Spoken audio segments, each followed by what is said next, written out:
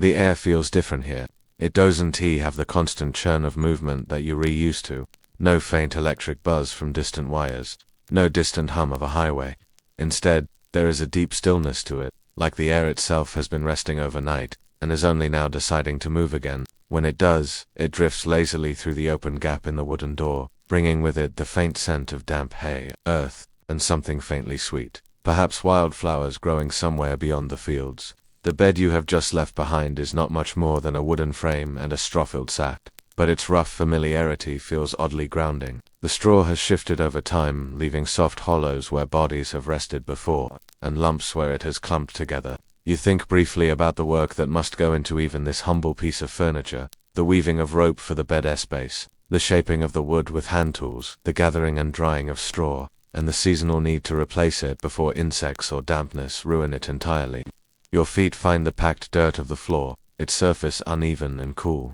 In the half-light you can see faint scuffs from years of use, small chips in the wooden boards near the walls, and the shadowed outline of a small hearth in one corner. The hearth is cold now, the last embers of the night long faded, but a few faint streaks of ash on the or work speak of last night's fire. Perhaps used to boil water, stew vegetables, or baked coarse rye bread. A single wooden shelf runs along one wall, holding a few treasured possessions. A roughly carved wooden bowl, a clay cup with a slightly uneven rim, a bundle of dried herbs tied with twine. The herbs release a subtle aroma into the air, earthy and slightly bitter, perhaps sage or thyme, kept here not for decoration, but for cooking, healing, or even warding off insects. The jug of water on the stool seems simple, yet you know it was not easily obtained. Someone, perhaps the woman of the household, would have walked to the village well that morning, drawing water with a rope and bucket, then carrying it back through the winding paths. The water is cool to the touch, and if you were to drink it now, you would taste the faint mineral temps of the earth it passed through. Outside the doorway, you can hear the slow rhythm of footsteps on dirt, not hurried, not rushed, but measured. Each step is accompanied by the faint creak of leather shoes and the swish of woolen skirts. These are the sounds of people who rise with the sun and who will work until it sets. Somewhere to the left, a sheep bleats lazily, followed by the soft sound of a farmer coaxing it forward. The faint jingling of a bell tied around its neck rings out in the quiet. As you step into the open air, the entire scene unfolds. The cottages are small and close together, their walls made of wattle and daub, a mixture of woven sticks and clay, reinforced with straw. The thatched roofs rise and fall in gentle slopes, patched here and there with fresh bundles of reed. Smoke curls lazily from a few chimneys, drifting upward into a pale blue sky still painted with faint streaks of dawn. The path beneath your feet is well-trodden earth, hardened by countless footsteps, cartwheels, and the hooves of animals. It twists and turns between the cottages, sometimes narrowing until only one person can pass, then widening again near the heart of the village. You can see people beginning their day, a woman in a plain linen dress kneeling to milk a goat, a boy carrying a bundle of firewood almost as big as himself, an older man leaning on a wooden staff as he surveys the small garden in front of his home. There is no rush here. Life in the medieval village begins slowly, with a kind of patience that feels almost foreign to modern life. The work will be hard, but it will come in its own time. For now, the village breathes in the morning together, the sound of roosters crowing, the scent of fresh hay, the faint mist still lingering over the distant fields. You stand quietly, just observing, feeling the weight of this place settle around you like a heavy, familiar blanket. You take your first steps down the main village path, though calling it a main road feels a little generous. It is a narrow ribbon of packed earth, slightly uneven from years of rain carving shallow grooves along its edges. In some places, puddles from last night's drizzle still glisten faintly in the morning light, their surfaces dimpled with drifting bits of straw and the occasional tiny leaf. You walk slowly, partly because the ground demands it, and partly because there is simply so much to take in. On your left, the nearest cottage sits low to the ground, as though it's crouching to weather the seasons. The walls are textured with the uneven ridges of wattle and daub, still faintly damp from morning dew. You notice the thatch on its roof, not just a random heap of straw, but carefully layered bundles of reeds, overlapping like the feathers of a bird. The lower edges are neatly trimmed, and you can imagine someone balancing on a wooden ladder, knife in hand, trimming the ends to keep them even. In one corner of the roof, a patch of fresh thatch gleams golden against the older, weathered brown, hinting at recent repairs. From within the cottage comes the low murmur of voices, a man's voice, deep and steady, is speaking slowly, almost rhythmically, perhaps reciting a morning prayer or discussing the day's work. Now and again, the softer voice of a woman joins in, and once, you hear the brief high-pitched laugh of a child. There is no glass in the windows, only wooden shutters, which stand half open, letting out a faint stream of warm air that smells of wood smoke and something baking, perhaps barley bread or a thin porridge of oats. Farther along, a small fenced pen holds 3 pigs, their pale pink skin mottled with dark patches of mud. They root through the earth with contented snuffles, occasionally lifting their heads to grunt softly. The fence itself is made of rough-hewn logs, bound together with twisted lengths of willow. You can see how the wood has warped over the seasons, bending slightly outward, but still holding firm. A boy of about 10 stands just beyond the pen, tossing in scraps of vegetable peelings from a woven basket. He pauses to glance at you, his brown hair sticking up in uneven tufts, before returning to his task without a word. The air carries a mixture of scents that shift with every step. There is the damp freshness of the earth beneath your feet, the faint tank of smoke from breakfast fires, the musky scent of animals and the occasional whiff of herbs hanging from doorways. Lavender for its fragrance, rosemary for cooking, and perhaps rue or mint to keep insects away. Somewhere in the distance, you hear the gentle clatter of hooves, not the thunder of galloping horses, but the slow, patient steps of a donkey pulling a small cart. You pass by another cottage, this one with a small garden in front. Neat rows of vegetables, leeks, cabbages, and perhaps a few onions stand in orderly lines, their leaves still glistening with dew. In one corner, a cluster of marigolds blooms, their bright orange petals a cheerful contrast to the muted browns and greens around them. The flowers are not merely for decoration, they help deter certain pests from the precious food crops. An older woman in a grey wool dress tends the garden, her hands moving with unhurried precision as she pulls a few weeds and smooths the soil around the base of a plant. She doesn't look up, but you sense she knows you are there. In the way that people in small communities notice everything without needing to show it. The path curves slightly to the right, leading toward the heart of the village. The cottages become a little closer together here, and you can see more signs of shared life. A pair of wooden buckets sit near the side of the path, their insides damp from recent use. A small wooden bench leans against a wall, its surface worn smooth by years of use. A place for resting, mending tools, or simply exchanging a few quiet words with neighbors. Above you, the sky is soft and pale, the sunlight still gentle enough that it filters through the faint morning mist. The village is fully awake now, though not in the loud, hurried way of cities. Instead, there is a slow layering of sounds, the splash of water as someone rinses a pot, the hollow thud of a wooden mallet striking a stake, the faint clink of metal as a small blade is sharpened. It is the sound of life in motion, but without the rush. You continue walking, each step taking you deeper into this world, where the day is measured not by clocks, but by the steady rhythm of work, rest, and the turning of the seasons. The path widens gradually as you approach the village's central space. It is not a square in the modern sense, no neatly paved stones or symmetrical edges, but more of an open clearing where the main footpaths meet, worn smooth and slightly concave from countless footsteps over the years. The earth here is firm underfoot, pressed flat by generations of boots, bare feet, and the occasional cartwheel. At the center stands the well, a sturdy structure of weathered stone, its circular wall built waist-high to protect the water within. The stones themselves are uneven in size and shape, yet each one fits snugly into its place, bound together by years of use and careful repairs. Along the rim, you can see patches of moss and lichen, their green and gray tones softening the harsh edges of the rock. The wood of the well swinch is dark with age and polished smooth where countless hands have grasped it. The rope, thick and twisted, hangs down into the darkness, disappearing into the cool depths below. Beside the well, a young woman in a simple blue dress leans over the rim, her sleeves rolled to her elbows. She pulls on the rope slowly, hand over hand, the muscles in her forearms flexing gently with the motion. Each pull brings a faint squeak from the wooden wheel overhead, followed by a deep, echoing splash as the bucket sways against the water far below. The sound seems to linger in the air, as if the well itself is humming back a low, watery song. Nearby, an older man sits on a rough bench, his back bent slightly, sharpening the blade of a small scythe with a whetstone. His movements are slow and deliberate, producing a soft, repetitive rasp. Every few moments he pauses, testing the edge of the blade with his thumb, before returning to his work. His boots, scuffed and patched, rest in the dust, leaving small, precise prints that will soon be softened by the passing of others.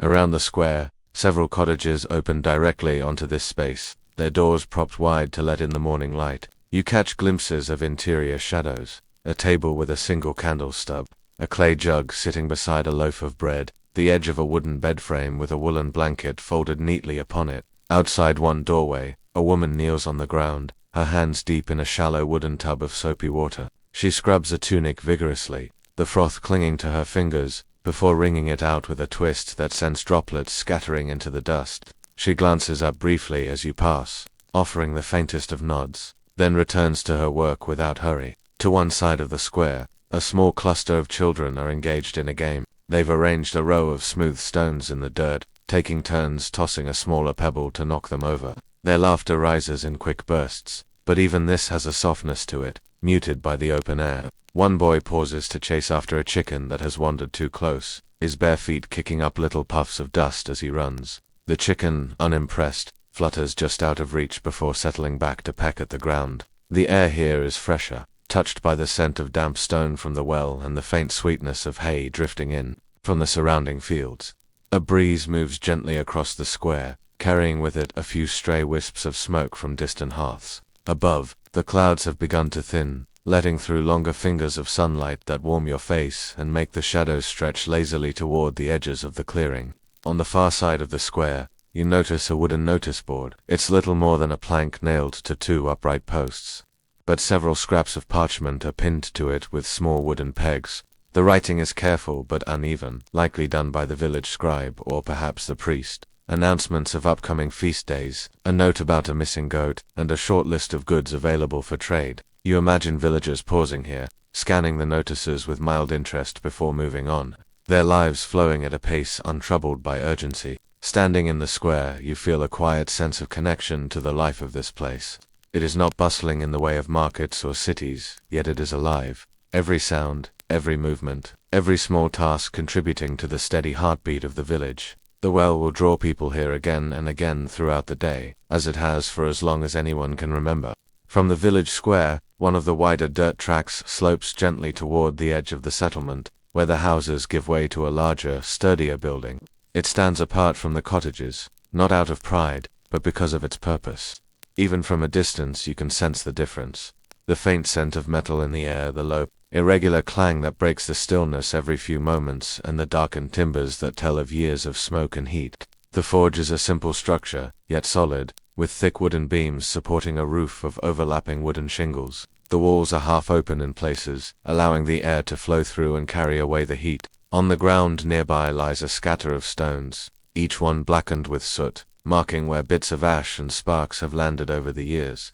A trough of water stands close to the doorway, its surface rippling faintly from the gentle drip of a ladle hanging above it. Inside, the light is dim, the main glow coming from the heart of the forge itself, a deep, square bed of embers that flicker between shades of orange and gold. The fire is alive, breathing in rhythmic bursts as the blacksmith works the bellows with one strong arm. Each push sends a rush of air into the coals, coaxing them into a brighter, more intense light. The heat radiates outward, touching your skin even from several steps away, and you find yourself instinctively slowing your breath, as if in quiet respect for the fire's presence. The blacksmith, a broad-shouldered man with arms corded in muscle, stands over his anvil. His leather apron is stained with years of labor, and a thin sheen of sweat glistens on his brow. In his left hand, he grips a pair of heavy iron tongs, holding a length of glowing metal steady upon the anvil's flat surface. In his right, a hammer rises and falls in steady rhythm. Clang, pause, clang, each blow sending a sharp, resonant note into the open air. The sound is not hurried. It is patient, purposeful, the tempo of a man who knows that haste has no place in good craft. Sparks leap and dance with every strike, tiny stars that flare and fade before they can touch the ground. The air smells faintly of scorched iron, mingled with the warm, dry scent of worked leather and the lingering traces of old smoke that cling to the beams above. As you stand quietly at the threshold, the blacksmith glances up briefly and offers a short nod, acknowledging your presence without breaking his rhythm. Beside him, laid out on a long wooden bench, are the fruits of his labor. Iron nails neatly arranged in rows, a half-finished horseshoe. Still warm to the touch, the blade of a sickle that will one day help harvest the villagers' grain. Each piece is simple, yet each is essential to the life of this place. In one corner, a boy, perhaps the blacksmith's apprentice, sits on a low stool, using a small file to smooth the edges of a finished tool. His hair falls into his eyes as he works, but he does not brush it away, too focused on the even motion of the file. Every so often he pauses to dip the tool in the water trough, sending a faint hiss into the air, then examines it closely before resuming.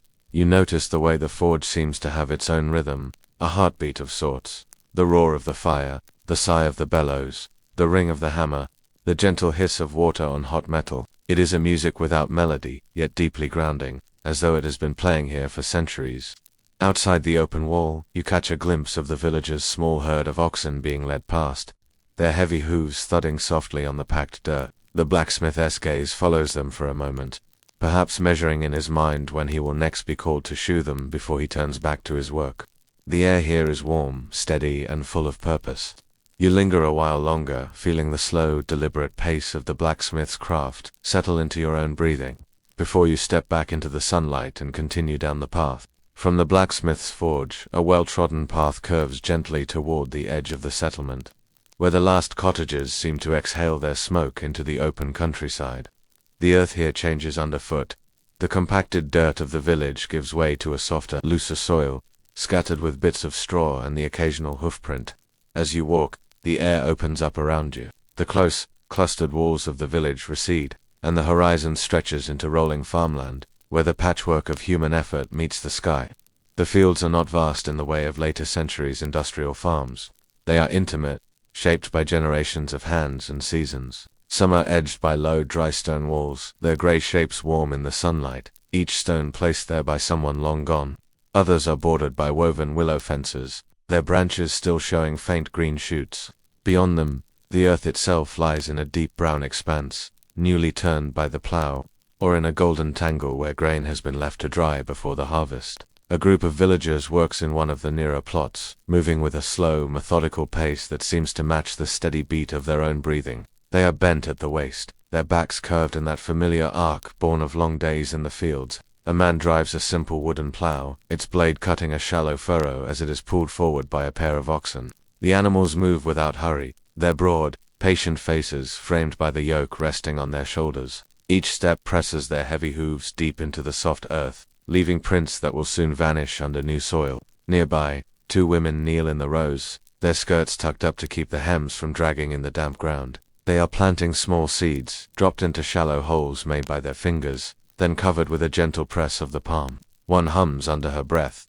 the melody too soft to catch, but its cadence matches the rhythm of her work. A woven basket sits beside her, half full of seeds, each one the promise of a harvest months away. The scent here is rich and grounding.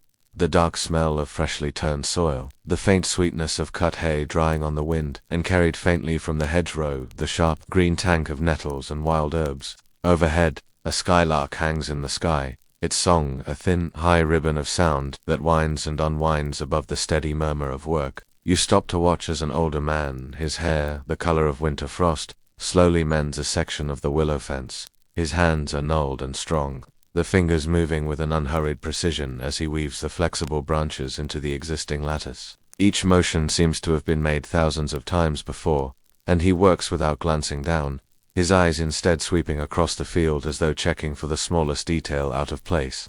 Farther away, on the boundary between two fields, a scarecrow stands, sentinel. Its frame is made from crossed poles, dressed in a faded tunic and an old felt hat that flaps slightly in the breeze. From a distance, it almost seems to be a quiet figure keeping watch, its shadow stretching long over the soil. You notice how the day's work here is not rushed, but it is constant. There are no breaks dictated by clocks, no sudden bursts of frantic labor, just a quiet persistence, like a tide coming in grain by grain. The rhythm belongs to the land itself, the seasons, the weather, the slow ripening of crops that cannot be hurried, no matter how much the village might wish it. From somewhere beyond the hedgerow, you hear the faint clink of a bell, perhaps the goatherd returning, or a cow being led in for milking. A dog barks once, sharp but not urgent, before the sound is swallowed again by the soft rustle of wind in the wheat. You linger by the fence for a time, leaning your arms on the rough wood and letting your eyes wander across the gentle undulations of field and fallow until the slow, unbroken pace of the work begins to feel like it belongs to you too. Eventually, you turn back toward the path, the village now a cluster of quiet rooftops in the near distance. Somewhere ahead, another corner of this medieval life waits to be discovered. The path leads you back toward the heart of the village, though not to the busy market square you passed earlier. Instead, it curves toward a quieter space, open and sunlit, where the ground is worn smooth by countless feet coming and going over the years. At its center stands the village well, not grand, not elaborate, but solid and enduring, as though it has always been here and always will be. The well is a simple structure, a low, circular wall built from rough-hewn stones, each one darkened by age and rain. A wooden frame rises above it, holding the sturdy crossbeam from which the rope descends. The rope itself is frayed in places but still strong, smelling faintly of hemp and damp earth. It vanishes down into the cool, shadowed depths of the well, where water glimmers far below, catching only the faintest flecks of light. Around the well, several villagers have gathered, each with their own task and their own pace. A young woman grips the rope and slowly turns the creaking wooden windlass, the handle worn smooth from years of use. The bucket rises steadily, dripping as it comes into view, the clear water sloshing gently inside. She pours it into a clay jug, its curved lip guiding the stream without a single drop wasted. Beside her, a boy kneels with a smaller pail, dipping it into the jug to fill it halfway before carrying it off, his bare feet quick on the dust. An older woman, wrapped in a shawl despite the mild air, sits on the low stone wall of the well itself, her posture upright, her eyes half closed. Her hands rest in her lap, folded neatly, as though she is here less for the water and more for the slow passing of time. Every so often, she offers a quiet greeting to whoever comes within earshot, her voice low and warm, like the steady trickle of water into a basin. The air around the well carries a different texture than in the open fields. There is the damp coolness that seems to seep up from the stones themselves, mingling with the faint mineral scent of fresh water. Somewhere nearby, someone is baking. The distant fragrance of bread, earthy and comforting, drifts on the breeze and blends with the faint temps of wet rope. Two children hover nearby, their wooden cups clutched in small hands, waiting for their turn to drink. When the bucket is drawn again, they take turns cupping the cold water to their lips, their faces lighting up at its freshness. The sound of their quick gulps and quiet laughter is soon replaced by the low thud of the bucket returning to rest against the inner wall. In the distance, a cart rumbles past, the wheels knocking softly against the uneven ground. Its driver calls a brief greeting to the wellgoers, receiving only a few nods in return, for here the conversation is never hurried. The rhythm of the place is set by the slow raising and lowering of the bucket, the occasional splash, and the muted chatter of those who meet here daily. You notice how central this place is, not just physically but in the way life orbits it. The water from this well will find its way into every cottage, every pot of stew, every loaf of bread. It will wash the hands of the blacksmith, quench the thirst of the shepherd, and be poured over herbs to make the healer's infusions. In this quiet, steady exchange between people and water, the heartbeat of the village is measured out in turns of the rope and the weight of a full bucket. When you finally turn to leave, the well continues on behind you, just as it always has, the slow work of drawing water never stopping, never rushing, simply existing as it has for generations. Leaving the well behind, you follow a narrow lane that curves gently uphill. The ground here is less worn, with tufts of grass pushing through the soil between the cobbles. The air feels subtly different, not cleaner, exactly, but quieter, as though some invisible veil has softened the sounds of the village. The voices you heard at the well fade into a low murmur replaced by the gentle rustle of leaves in the breeze and the occasional caw of a distant crow. At the top of the rise, you see it, the village church. It is not large, and it does not aspire to the grand scale of a cathedral. Instead, it stands with a kind of humble dignity, its walls built from pale, weather-worn stone. Moss grows thick in the shaded crevices, giving it the look of something that has risen naturally from the earth. The roof is steeply pitched, its wooden shingles dark with age, and at its far end a small bell tower rises, simple, square, and unadorned save for the narrow slit windows that let in the wind. As you approach, the bell rings once. The sound is not loud enough to startle. Instead, it seems to roll out gently, like a slow ripple over water. The tone is deep and resonant, lingering in the air long after the first strike has passed. Each note seems to pause before the next, leaving room for silence to settle in between. You imagine this sound drifting across the fields, over the thatched roofs, and into the distant cottages on the far edges of the parish. The church door is thick oak, banded with blackened iron. You push it open slowly. and it moves with a long, low creak, the hinges yielding as though they have been doing this for centuries. Inside, the air is cooler, shaded from the midday light. The smell is a mixture of beeswax from the candles, the faint smoke of past incense, and the earthy tanks of old wood. The stone floor beneath your feet is uneven, smoothed in some places by countless footsteps. Wooden pews line the nave, their surfaces polished not by varnish, but by generations of hands resting on them during prayer. Dust motes float lazily in the beams of light streaming through the narrow stained glass windows. The colors are muted but still beautiful, a patch of red here, a wash of blue there, spilling onto the floor in faint, jewel-like pools. At the front, a small altar stands beneath a simple wooden crucifix. There is no gold here, no grand ornamentation. A single candle flickers gently beside a bowl of wildflowers, freshly gathered from the meadow. You imagine the person who placed them there earlier in the morning, their steps measured and quiet, perhaps humming softly as they arranged the stems. The silence inside is not complete. There is always some small sound, the soft scrape of a mouse in the far corner, the faint ticking of cooling timbers in the roof. Outside, a breeze pushes through the bell tower and produces the lightest of hollow tones, like the memory of a chime. For a moment, you sit in one of the pews.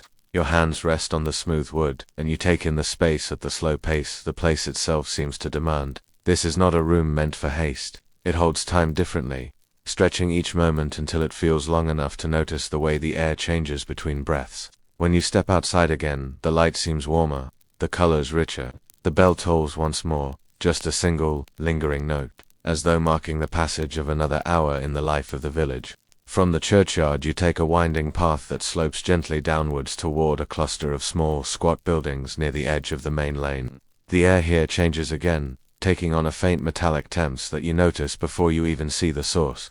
It's a scent of iron and ash of heated metal cooling in the open air, not unpleasant but distinct. A reminder that this corner of the village is devoted to work that transforms raw earth into tools, nails, and the small but vital fittings that hold the world together.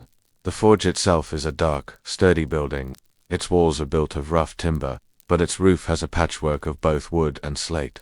As though repairs have been made over many years with whatever materials were at hand, the wide doorway stands open, and from within comes the steady rhythm of the hammer, a measured, almost hypnotic sound. Clang, pause, clang, pause. Each strike is deliberate, as if the blacksmith is not racing against time, but moving in harmony with it. Stepping inside, the change in light is immediate. The forge is dim, except for the glowing heart of the fire in the hearth. The embers shift between deep orange and brilliant white, occasionally sending up a faint spark. A set of iron tongs grips a length of glowing metal, and with each hammer strike, the light pulses slightly, as though the work itself has a heartbeat. The blacksmith, broad-shouldered, hands calloused and steady, works without hurry. You notice the small details, the thin film of soot on their forearms, the quiet hiss as the hot iron meets the water trough, the way the steam curls upward in lazy spirals before vanishing into the air.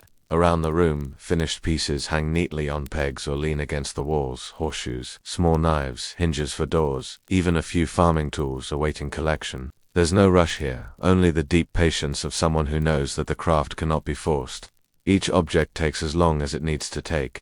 The hammering resumes, clang, clang, clang, then stops while the metal is turned and examined, its shapes slowly emerging. Outside, you can hear a faint murmur of village life, a cart rolling by, a dog barking once and then going quiet again. You stay long enough to watch one piece completed, a simple iron hook. Once it is shaped, cooled, and set aside on a worn wooden table, the blacksmith wipes their brow with the back of one hand and leans briefly against the anvil, not out of exhaustion, but as if pausing to appreciate the quiet between tasks. As you step back out into the lane, the sound of the hammer grows softer with each step until it fades into the background entirely.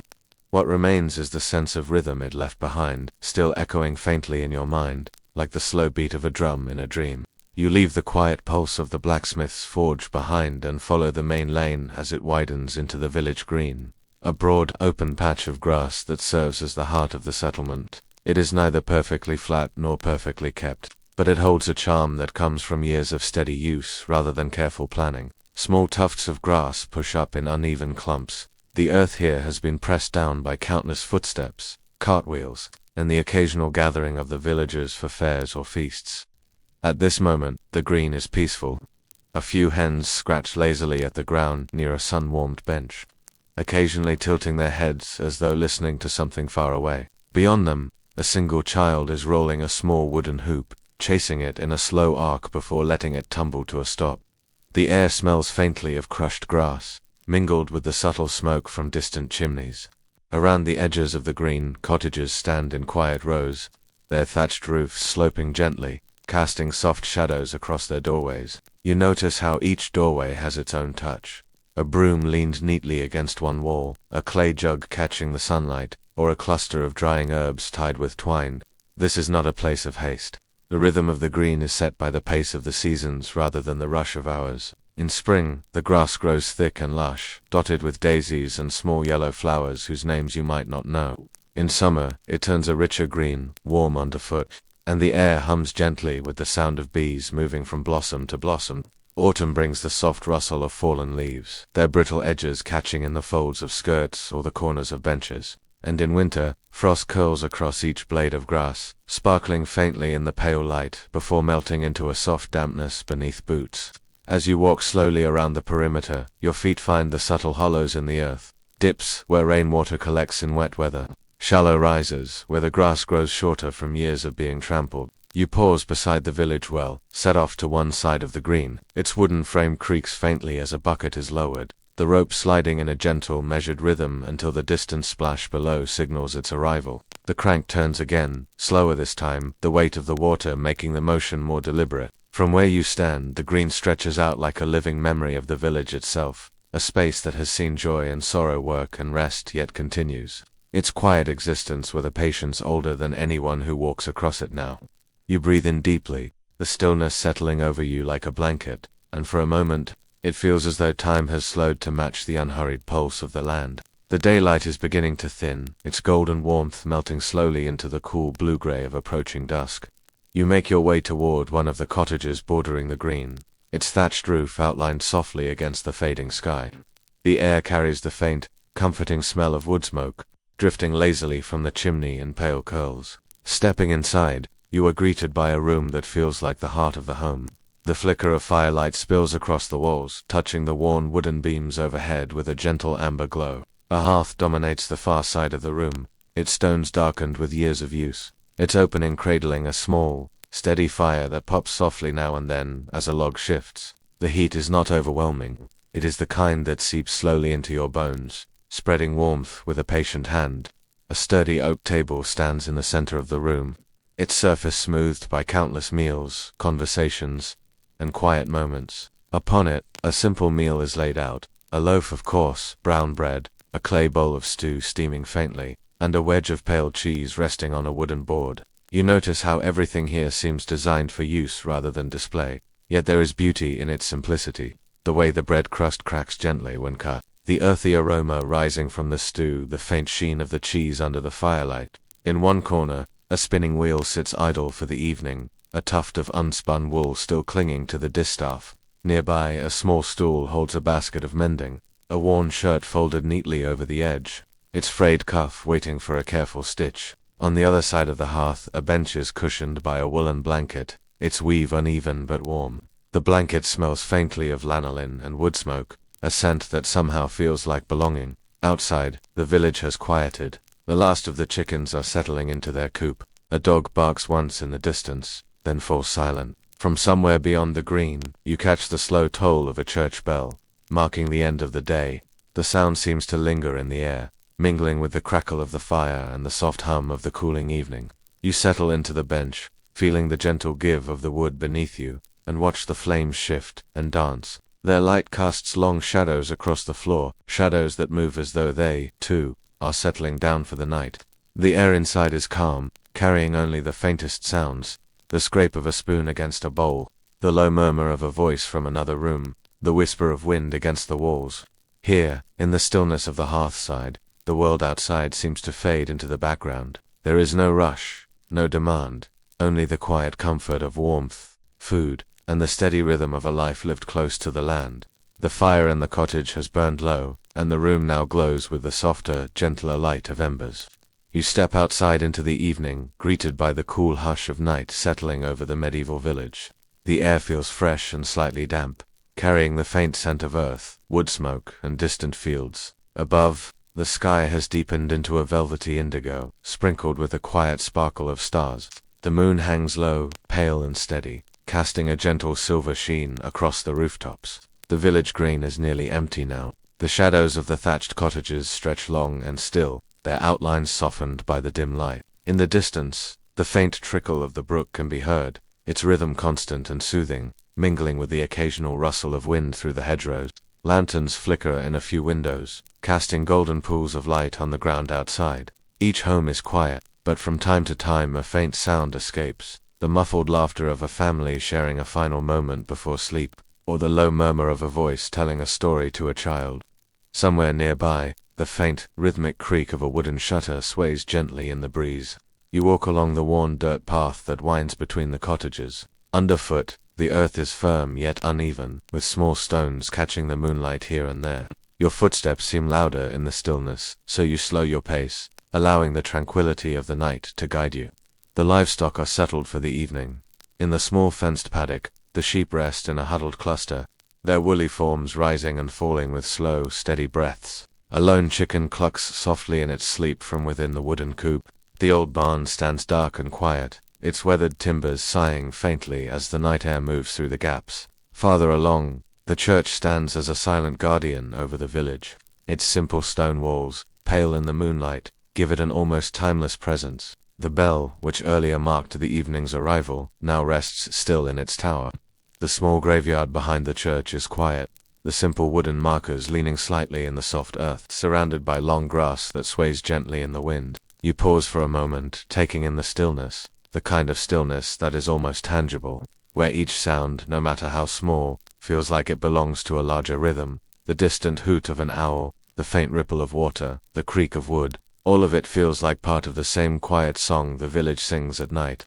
Slowly you begin your walk back toward the cottage. The path is familiar now, and the glow from the fire through the window feels like a beacon.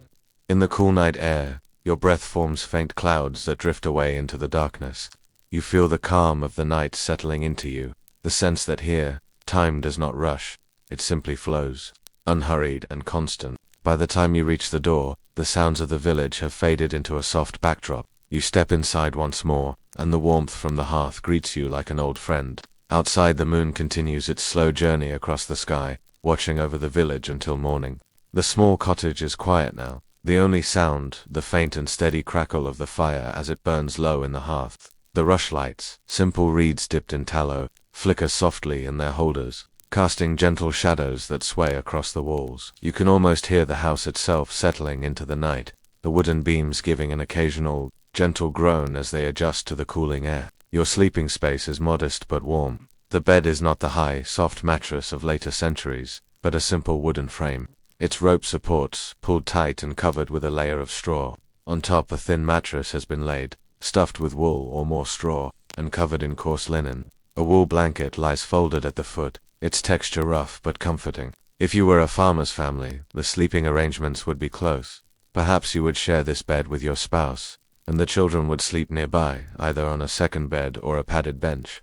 Sometimes, in the coldest months, everyone might sleep in the same room, close to the fire, so the warmth could be shared. Privacy is not the expectation here. Rather, the closeness itself is a comfort. You sit on the edge of the bed, removing your outer clothing and placing it neatly on a wooden chest or a peg on the wall. The nightshirt you pull over your head is simple, made of linen, and loose enough to allow you to turn easily in your sleep. In winter you might even keep on a cap to hold in warmth. The last of the fire's glow fades to embers, and the room grows darker, the flickering rushlights dimming until they are snuffed out. The light of the moon spills faintly through the small shuttered window, painting a pale rectangle on the floor. Outside, the night continues, the faint hoot of an owl, the occasional bark of a distant dog, the rustle of wind through the thatch. You settle beneath the wool blanket, feeling its weight press gently against you. The mattress beneath you is firm and uneven in places, but your body soon finds its own comfortable shape within it.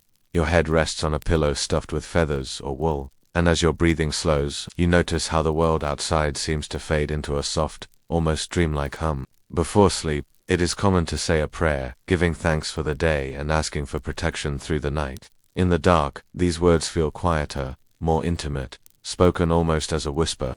Afterward, silence fills the space again, wrapping the room in its embrace.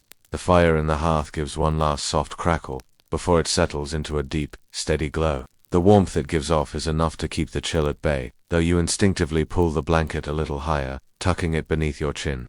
Soon your breathing matches the rhythm of the night around you. The soft sigh of wind, the occasional settling sound of the house, and the gentle warmth of your own body beneath the covers, all combine into a lullaby of sorts. One without words, one that has been sung to sleepers in this village for countless generations, and in this space, with the simple comfort of a straw mattress, a wool blanket, and the quiet night, you drift into a deep, unhurried sleep, ready to greet the morning in a place where time moves as slowly as the turning of the stars. If you wander away from the green following the faint smell of roasting meat and baking bread, you will eventually come upon the manor house. Not a stone castle, but a large timber-framed building with whitewashed walls and a thatched or sometimes wooden-shingled roof. Attached to its rear or side, you will find the manor kitchen, a place that never truly rests, for its work is tied to the rhythm of hunger, and hunger comes at least 3 times a day. The kitchen was not the cozy, tiled space you might imagine from modern homes. Instead, it was vast and smoky, the air thick with the mingled scents of herbs, wood ash, rendered fat, and bread yeast. The floor was hard-packed earth, darkened in spots by years of spills. High above, the beams were stained black from decades of smoke curling upward from the open hearth. Light came through a few narrow windows, but mostly the kitchen glowed with the orange flicker of firelight, casting deep shadows that danced against the walls. At the heart of it all stood the hearth, a broad, low structure with a fire that was rarely allowed to die completely. On it, iron pots hung from hooks or rested on tripods, each containing something different. A pottage thick with barley and cabbage, a pot of peas, slowly softening in their broth, or a small pan where onions sizzled and dripping. Beside the hearth, flat stones or iron plates served as makeshift griddles for flour breads. The kitchen's work was never just about cooking. Near the wall, a servant sat on a low stool, carefully plucking feathers from a brace of game birds. The work was slow, each feather tugged free without tearing the skin. Another servant was grinding dried herbs with a stone pestle, the rhythmic crunch-crunch almost soothing. In one corner, a boy knelt beside a churn, his small hands working the dasher up and down in steady, patient motions until cream slowly thickened into butter. The mistress of the kitchen, often the cook herself or the steward's wife, oversaw it all with a sharp eye. She knew which joints of meat needed turning, which loaves were ready to come from the oven, which servants worked too slowly, and which ones needed reminding that waste was not tolerated. Everything had to be planned. Meat salted in autumn, grain stored in dry bins, dried peas and beans kept safe from mice. Herbs hung in bundles from the rafters. On special feast days, the kitchen might burst with activity, roasting whole pigs, baking pies filled with minced meat and dried fruit, boiling spiced wine in great cauldrons. But on ordinary days, the work was quieter, though no less constant. You would see bread dough being kneaded for the evening's meal, thick root vegetables being peeled with small worn knives, and small beer being brewed in the corner coppers. Every sound here was part of the music of the kitchen. The hiss of dripping fat hitting hot coals, the clatter of a wooden spoon against an iron pot, the soft sigh of bellows feeding the embers, even the chickens clucking in a nearby pen, and the faint murmur of voices from the great hall reached your ears like distant accompaniment. If you stayed long enough, you would begin to feel the rhythm. Stir, turn, knead, chop, stir again, a cycle as steady as breathing. And perhaps you would realize that in a medieval village the kitchen was not simply where food was made, but where the day itself was measured. From the morning's first loaf to the evening's final pottage, it was the hearth that anchored life and its endless work that kept the village fed. If you rise early, before the sun has fully cleared the horizon, you may find the village already stirring, not with loud chatter or clamor, but with a kind of muted, purposeful movement. Today is market day, and though it is not the great fair that happens once or twice a year, it still draws enough people from nearby hamlets to turn the usually quiet paths into a slow-moving stream of travelers. The air is still cool, with a thin mist lingering in the hollows. Dew dampens your shoes as you walk toward the village edge, following the faint sound of creaking cartwheels and the soft lowing of cattle being driven along the road. Some people carry their goods in baskets balanced carefully on their hips or backs. Others have bundled them in cloth sacks slung over their shoulders. A farmer walks beside a small, shaggy pony, its panniers heavy with onions, leeks, and a few early apples. When you reach the village green, you see how the space has transformed. A few temporary stalls have been set up. simple wooden tables covered with linen cloths, some no more than planks laid across barrels. Merchants from the next town over unpack their goods. Lengths of coarse, woolen cloth dyed in muted shades, bundles of salt, carefully wrapped against the damp small piles of dried fish that carry the tang of the sea even this far inland. Near one corner, a potter has laid out his wares on straw mats.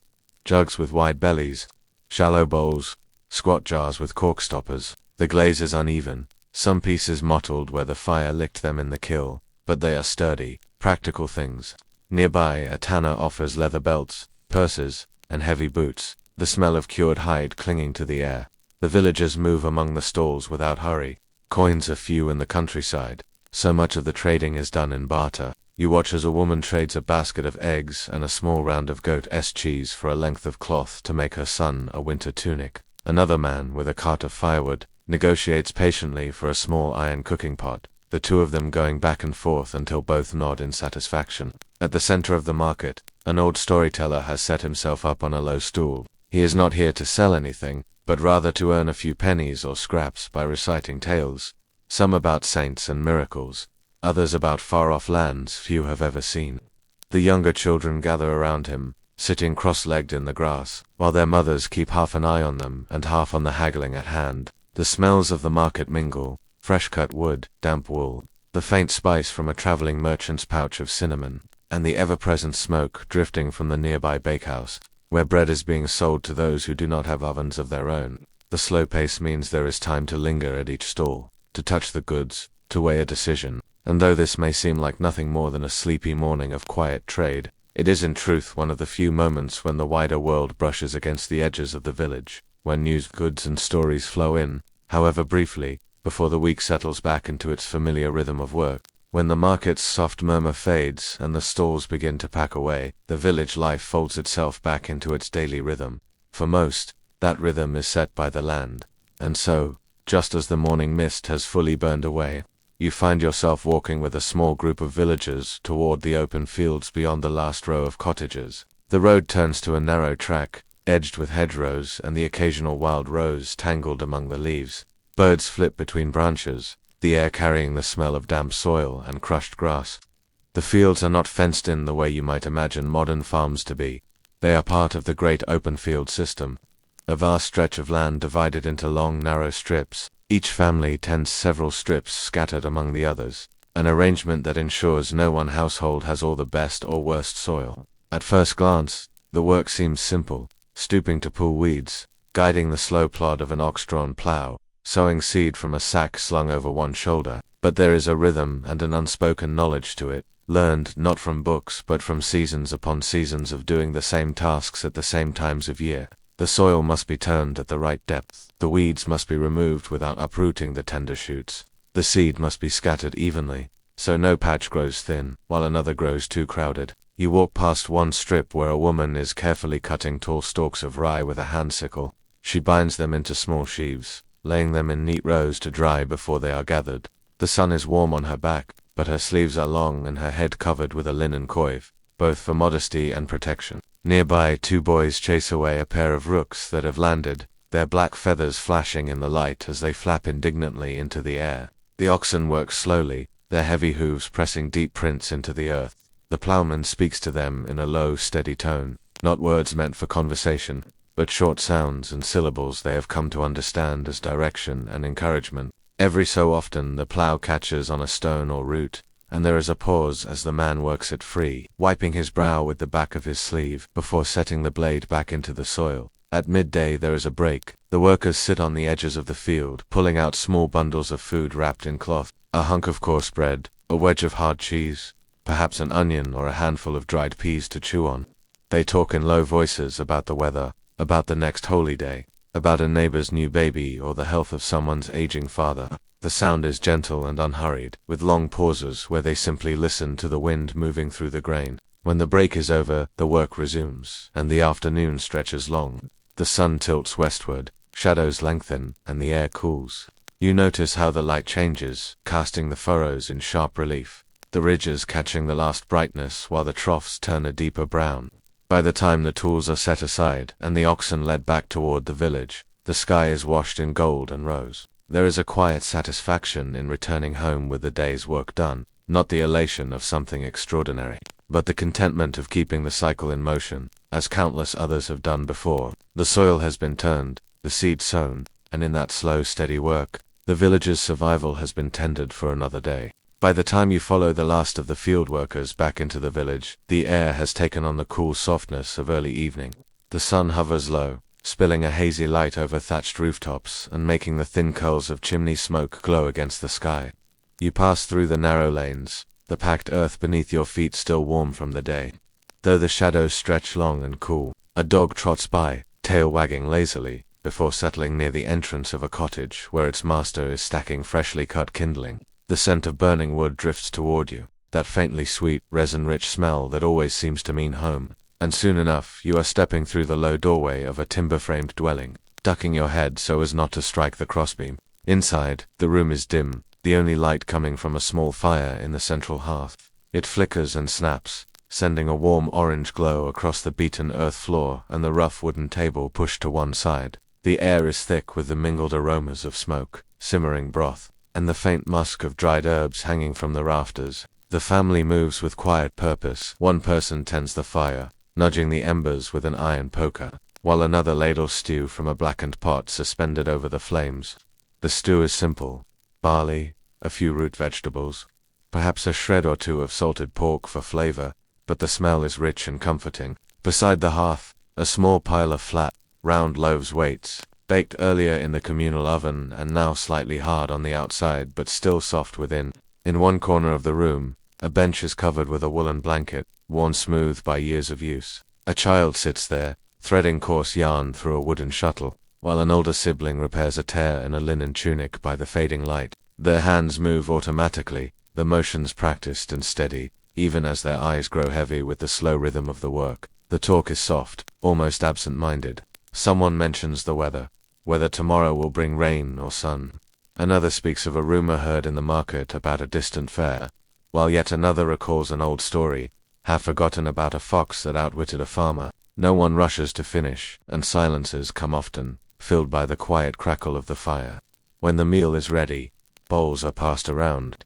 Everyone eats slowly, dipping bread into the thick broth, sipping it with contentment. Outside, the last of the light slips away, and the faint sounds of other cottages settling in for the night drift in through the open door, the lowing of cattle being brought into a pen, the muted call of a neighbor bidding good night, the distant hoot of an owl. Once the bowls are emptied, the room is tidied with the same slow efficiency. The fire is banked, smothered under a cover of ash so it will keep a gentle heat through the night.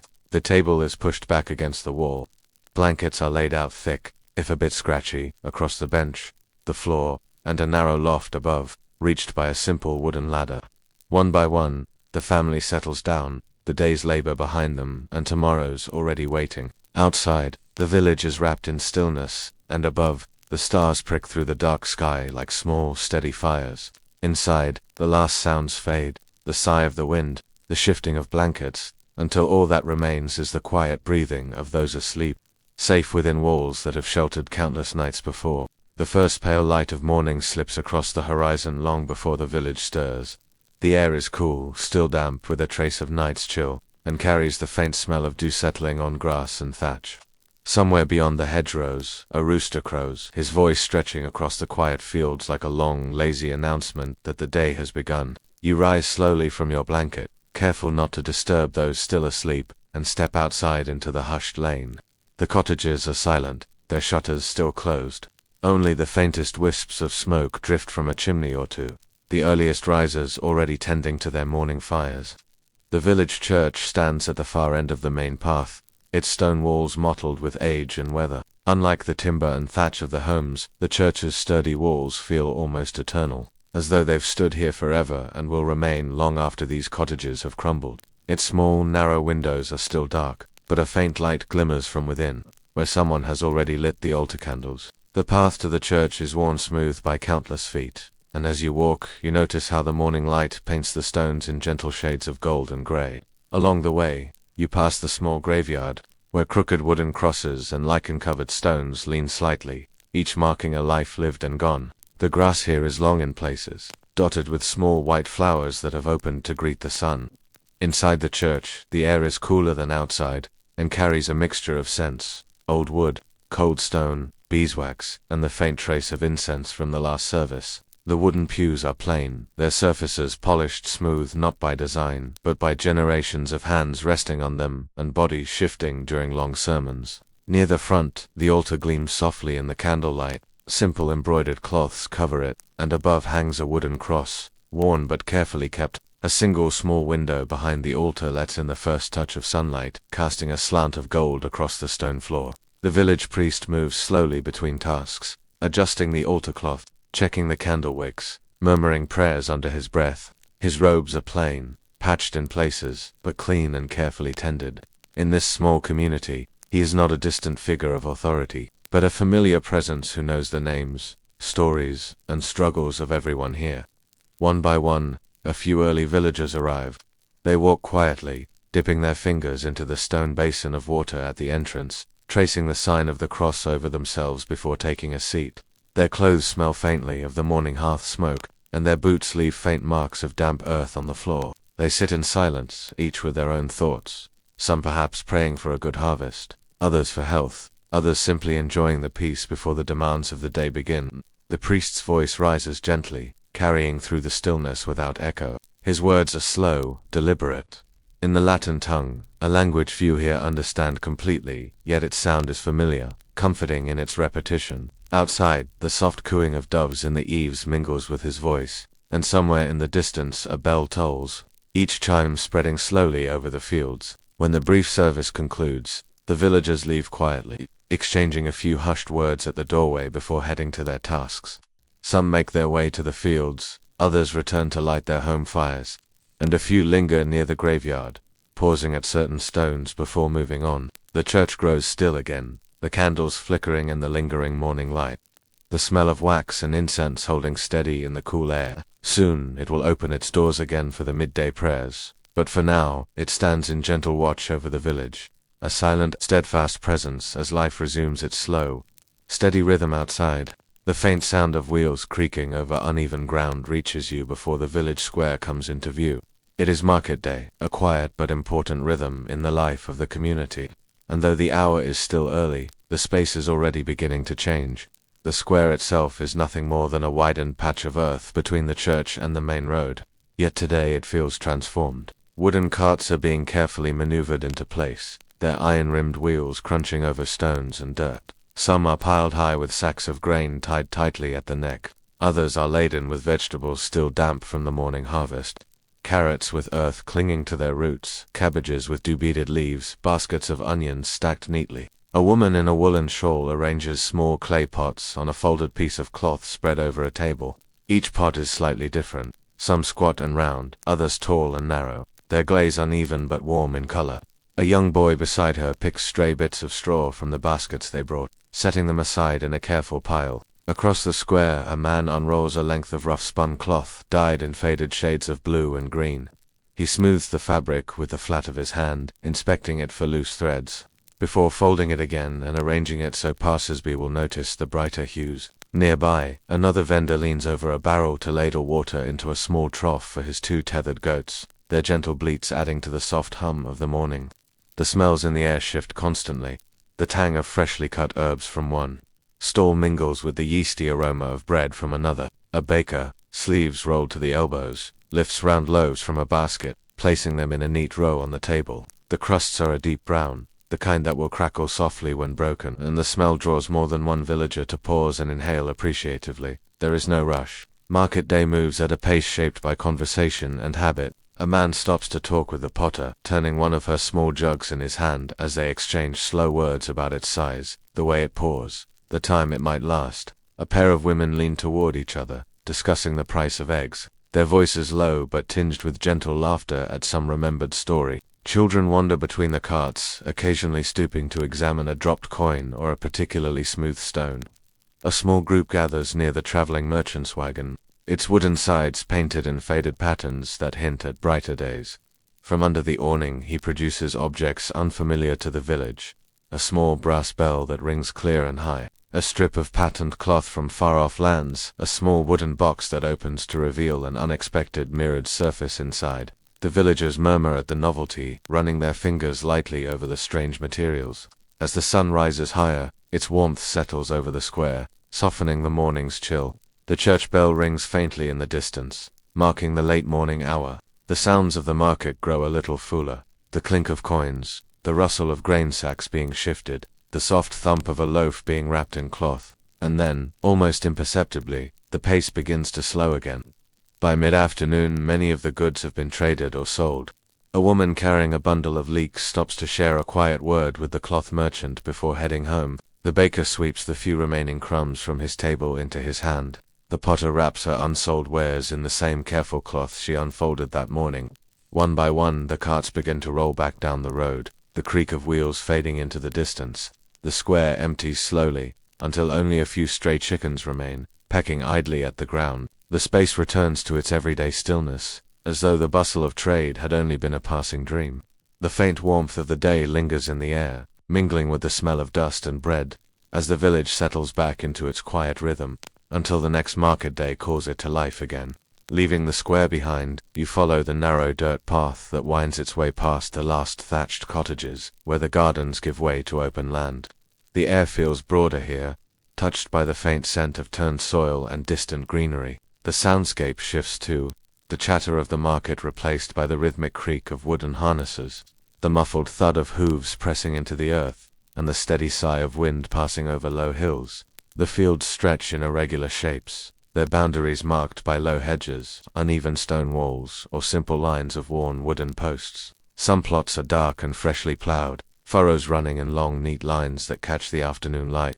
Others hold the pale green beginnings of grain, swaying gently whenever the wind passes. A farmer and his son work one of the larger fields, guiding a heavy wooden plow drawn by a pair of oxen. The animals move with deliberate slowness, each step followed by the deep slicing sound of iron cutting through soil. The farmer calls out in short, quiet commands, his voice low but firm, while the boy watches the furrows form behind them, adjusting the plow's handles to keep the lines straight. The work is unhurried but constant, the kind of labor that will carry on until the sun dips low. Further along, you come to a smaller field where women bend at the waist, gathering bundles of herbs and leafy greens.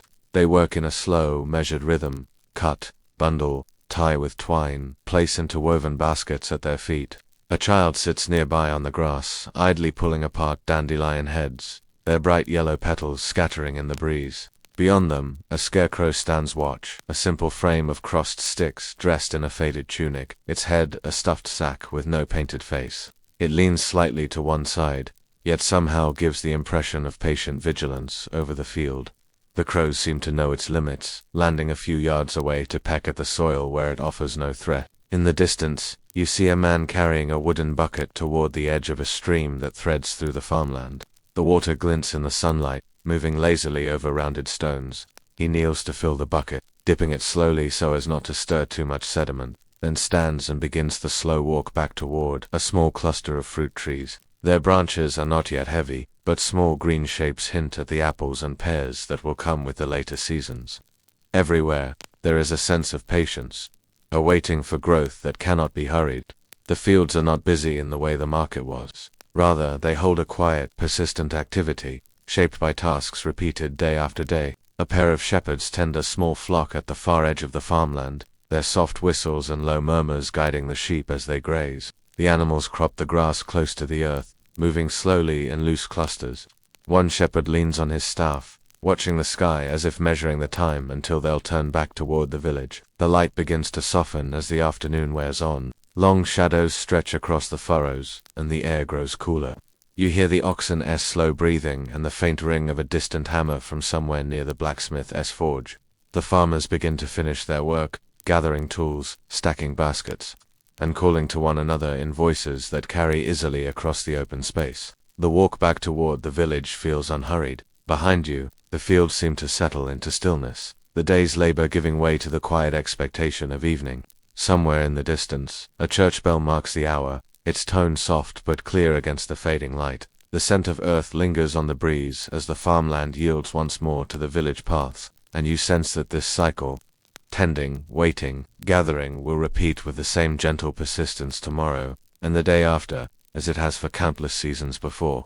You follow the curve of the dirt path as it narrows again, winding back toward the heart of the village. The distant rhythm of hammer on metal, faint at first, grows slowly clearer with each step, a hollow, ringing sound that lingers in the air long after each strike. The tone is deliberate and steady, not rushed, like the measured beat of a drum. It seems to pull you forward, toward its source. The forge stands at the edge of a small open yard, its roof pitched low and covered in dark wooden shingles, weathered by years of heat and smoke. The front is open to the air, allowing the smell of coal and hot iron to drift outward into the village. You pause just outside, taking in the details. The walls built from a mix of heavy timbers, and wattle darkened by soot, a wooden workbench scattered with tools of varying size and shape, hammers, tongs, chisels, files, each worn smooth from countless uses. Inside, the blacksmith works alone. His broad frame moves with a slow, almost meditative rhythm. He lifts a long rod of glowing orange iron from the heart of the fire, its surface shimmering with heat. With both hands he lays it across the anvil, a massive block of metal that gleams faintly in the low light and strikes. The first blow sends a shower of tiny sparks into the air, bright against the darker corners of the workshop. The sound is deep and resonant, filling the space and echoing just slightly against the timbered walls. He turns the iron with a twist of his wrist, positioning it with practiced precision, and strikes again. The pace never quickens. Each movement has the weight of experience behind it, every motion purposeful. The forge fire glows in its stone hearth, its flames licking upward with an occasional hiss as bits of charcoal shift and fall. The air here is warm, carrying the faint temps of burning coal and the heavier scent of hot metal. A bellows hangs to one side, a large leather and wood contraption that the blacksmith works with his foot now and again, sending a rush of air into the embers. Each push makes the fire flare brighter, the heat momentarily more intense, and the glow of the iron even more vivid. Near the wall, a row of finished tools leans neatly against a wooden rack. Hoes for the farmers, hinges for the carpenter, iron nails in small cloth sacks ready for trade. A few more specialized pieces rest on the workbench. A half-shaped horseshoe, a delicate latch, a curved blade whose edge has yet to be sharpened. From time to time, the blacksmith pauses to inspect his work, holding the glowing metal at arm's length, turning it slowly, the light casting a reddish reflection on his face. Then it goes back into the fire, disappearing for a while into the bright heart of the coals until it is ready again for the hammer. Outside, a small bucket of water waits, the quenching tub. When the blacksmith finally carries the finished piece out and plunges it into the water, the hiss is sharp and sudden, steam rising in a soft white cloud that drifts toward the open air. The metal emerges darker now, its heat tamed, ready for whatever purpose it was shaped for. Occasionally, a villager appears at the edge of the yard, a farmer seeking a repaired plowshare, a shepherd needing new iron tips for his staff, or simply someone passing by, drawn for a moment to the hypnotic sound of hammer on anvil. The blacksmith greets each one with a nod or a brief word, never breaking the slow and steady cadence of his work for long. The light in the forge shifts as the afternoon wanes. The fire glows more distinctly in the gathering dimness, and the sparks seem brighter when they leap into the air. The ringing of the hammer slows, the intervals between strikes growing longer. Soon, the blacksmith sets his tools aside, rakes the coals into a bank to preserve the fire for tomorrow, and steps outside. The warmth of the forge lingers on your skin as you move away, the hammer's echo still faint in your ears. Behind you, the yard falls quiet, save for the soft creak of the bellows settling into stillness. Ahead, the village path waits, and the evening begins to gather over the rooftops, bringing with it the slow, measured calm of another medieval night. And as this quiet day in the village draws to a close, I hope your eyes are growing heavier, your breathing slower. Thank you for wandering these paths with me. If you'd like to return for more gentle journeys through time, don't forget to subscribe. For now, rest well, good night.